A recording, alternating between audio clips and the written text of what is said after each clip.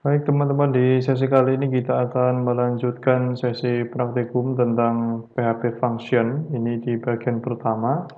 Ada beberapa hal yang akan kita bahas pada praktikum kali ini. Yang pertama ada pengantar function di PHP.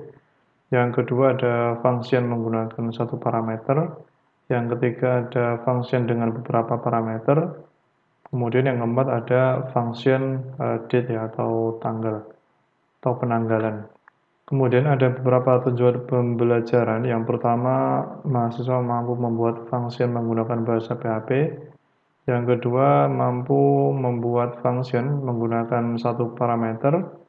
Yang ketiga, membuat function dengan beberapa parameter. Yang keempat adalah menggunakan function date. Kita langsung simulasikan. Silahkan disiapkan untuk code editornya. Kemudian pastikan juga XAMPP-nya sudah berjalan. Oke, aman. Kemudian teman-teman silakan buat folder baru.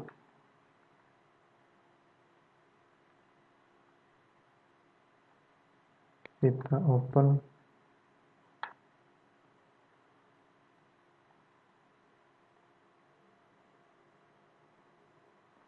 Oke, kemudian kita buat satu file dengan nama index, kemudian menambahkan fungsi seperti ini.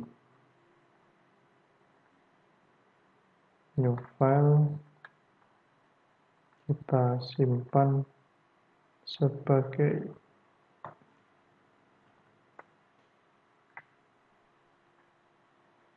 Oke, sudah tampil, kita coba panggil.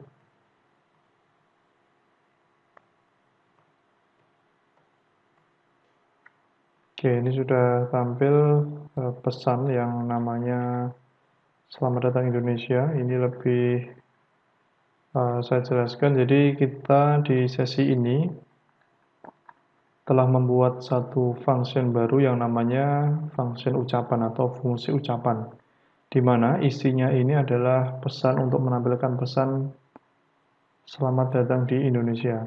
Kemudian bagaimana cara memanggilnya? Cara memanggilnya kita cukup memanggil nama fungsinya, kemudian tanda kurung buka dan kurung tutup ya. Kemudian kita tinggal panggil di browser dan tampillah seperti ini. Selanjutnya kita akan coba untuk membuat sebuah function dengan satu parameter. Ini kita coba cek dulu.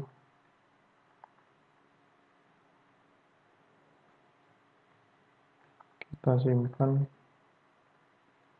Kita refresh. Oke, sudah tampil ya. Jadi pada fungsi yang kita buat ini namanya membuat fungsi yang kita beri nama favorit. Kemudian kita membutuhkan satu parameter, yaitu parameter masakan.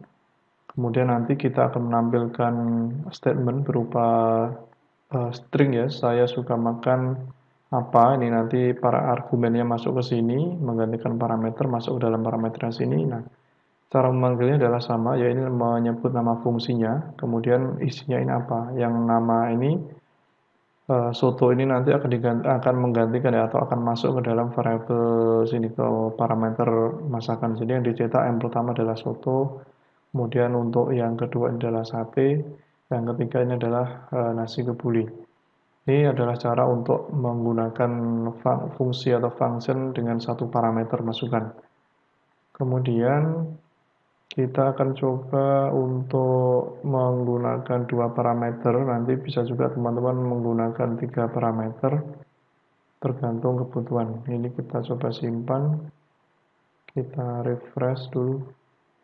Ya.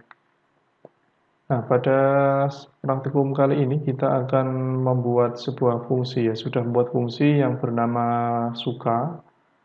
Kemudian kita buat dua buah parameter. Yang parameter yang pertama ini adalah buah, parameter yang kedua itu adalah sayur.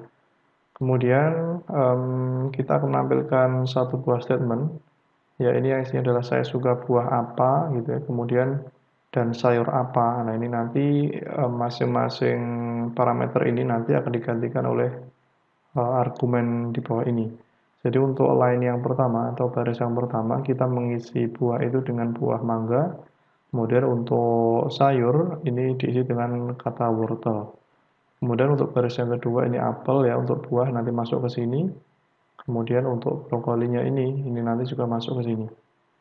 Kemudian untuk baris yang ketiga juga sama, jeruk ini nanti masuk ke sini, untuk yang buncis nanti masuk ke sayur. Kemudian di fungsi yang keempat, ini kita akan mencoba untuk membuat fungsi date. Jadi pada umumnya digunakan untuk menampilkan tanggal di dalam halaman sebuah web. Nah, kemudian karena PHP ini adalah server-side programming, maka tanggal yang akan ditampilkan yang ditampilkan pada klien itu adalah sesuai dengan tanggal server ya, bukan tanggal klien. Ini ada beberapa pengaturan yang nanti teman-teman bisa explore. Yang pertama, kalau kita menuliskan tanda A, nanti yang dicetak adalah AM atau PM dalam bentuk huruf kecil. Dan kalau menulis A huruf besar nanti atau kapital, nanti yang ditampilkan formatnya itu adalah format untuk AM PM dengan format kapital. Kemudian untuk G ini penulisan jam antara 1 sampai 12, sedangkan untuk G ini adalah 24 jam ya, format 24 jam dan seterusnya. Nanti silahkan di-explore sendiri. Kita coba fungsi untuk echo date.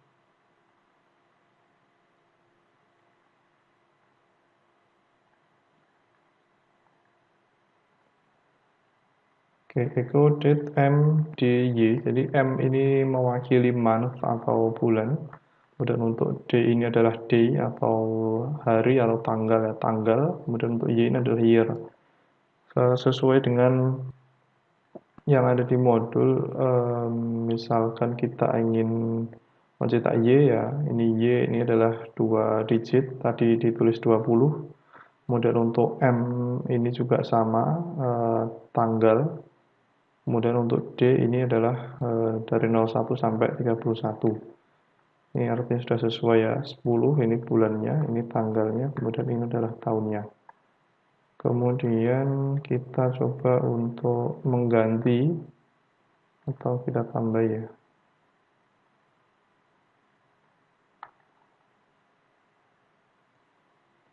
Seperti ini.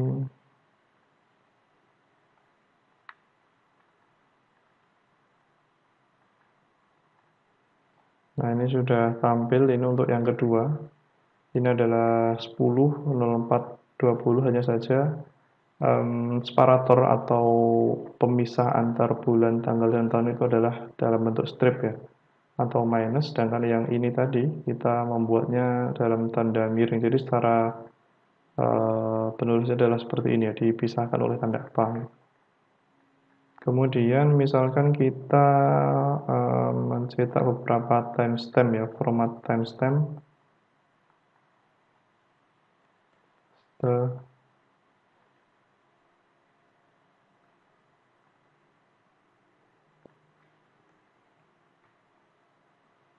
Kita simpan.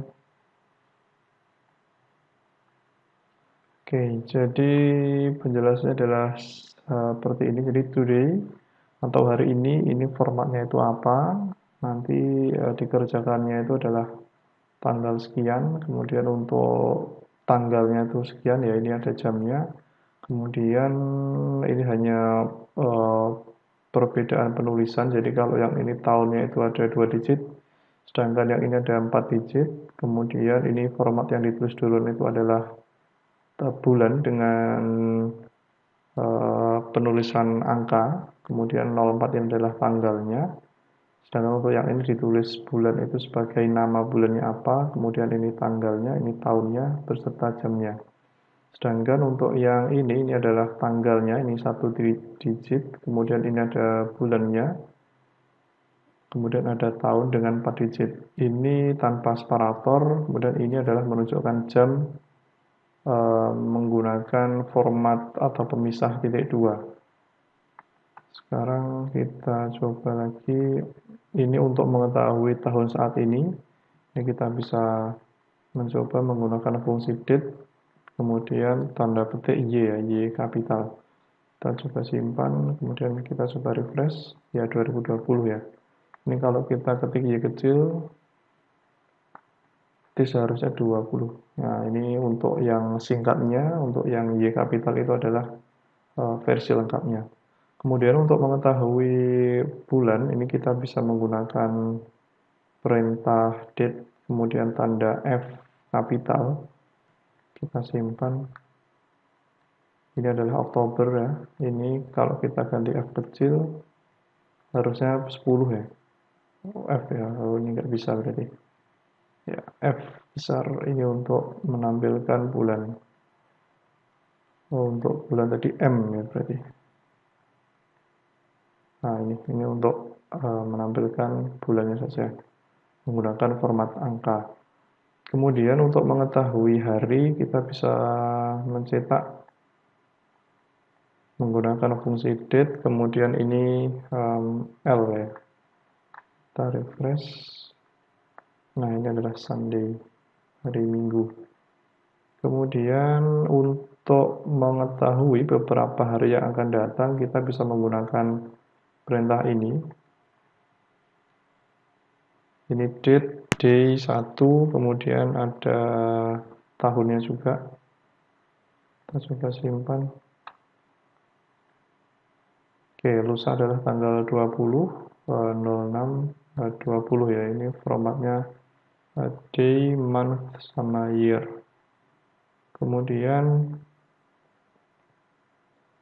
ini untuk mengetahui tanggal, bulan, dan tahun. Ini contoh lainnya. Kita coba.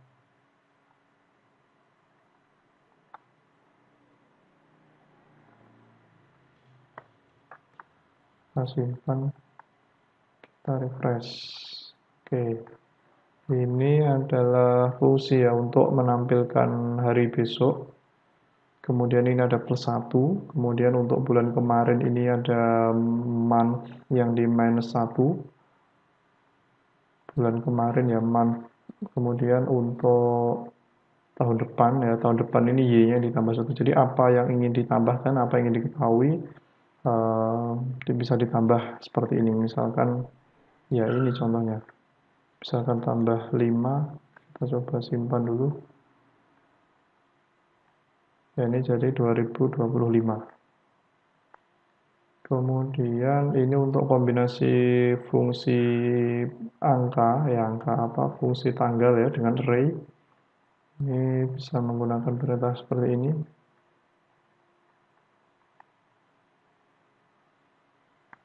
Koma, simpan. Oke ya, Minggu 4 Oktober 2020.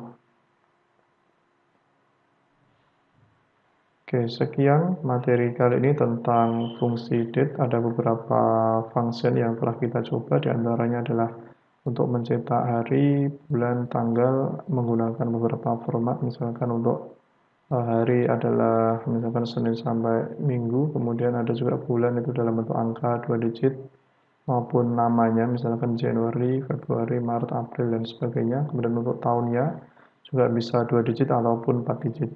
Oke, sekian untuk kali ini, kita bertemu di sesi selanjutnya.